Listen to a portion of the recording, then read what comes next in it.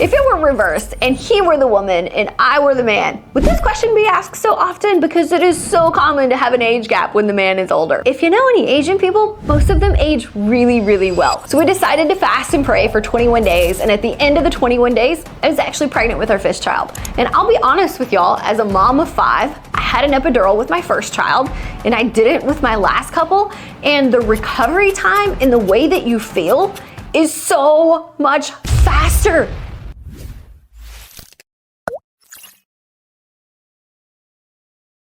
On this episode, I'm going to be answering your questions that you've asked across my social media channels. We've compiled a group of personal questions actually this time, because while you'll normally have a ton of real estate investing questions, there's also some personal ones mixed in. So let's get started. If we haven't met before, my name is Heather Blankenship, and I've been investing in real estate for over a decade. I own RV parks, mobile home parks, Section 8 multifamily, and I even bought a boutique motel. First question is, how old is your husband?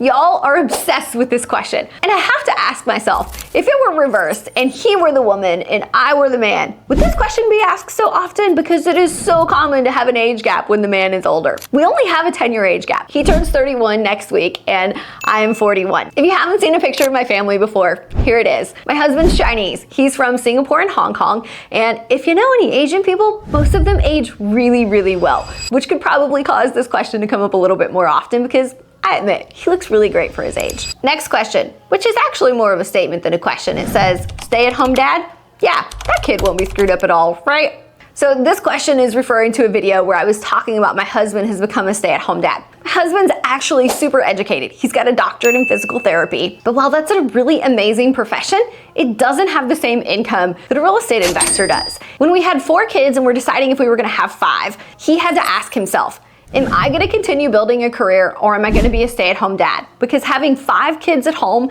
and homeschooling them while I was the primary breadwinner just wasn't a realistic way for our family to live anymore. And I totally believe that each family gets to make decisions and live the way they want to, but with us choosing to homeschool and prioritizing more time with our family, that just wasn't it. So we decided to fast and pray for 21 days, and at the end of the 21 days, I was actually pregnant with our fifth child. So that's how we made the decision for him to be a stay-at-home dad, which has been a really rewarding decision for both of us. We get to spend so much time with our family and we have so much flexibility since he isn't trading his time for money anymore. Next question. How can she afford to buy all these houses, let alone a single house? Not exactly sure what that means, but when I was building my portfolio, I used something called the BRRRR method. It's where you buy, you renovate, you rent, you refinance, and you repeat. So if this isn't something you're familiar with, let's talk it through.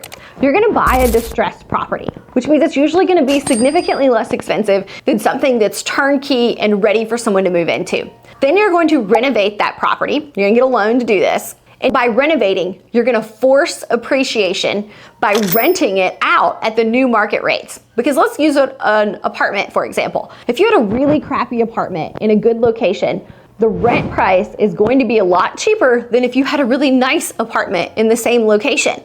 So when you renovate it and you rent it at those new rates, you're forcing appreciation and causing it to be worth a lot more money. So you refinance, get a new loan for the new value, and use that money, the gain from what you paid for it, plus your renovations, to what it's worth now, to go buy the next property. So you can literally continue doing that method in order to scale your portfolio. However, if you want to cash flow well, you're eventually gonna have to stop doing something like this because you're pulling all the cash out so you don't have a ton of cash flow each month. You might own a lot of properties, but you don't have a whole lot of cash. Other people use methods like raising private money, whether it's debt and the person is giving you a loan, or it's equity and maybe you're bringing them in as a partner. There's a lot of ways to get started in real estate investing, even if you don't have a ton of money.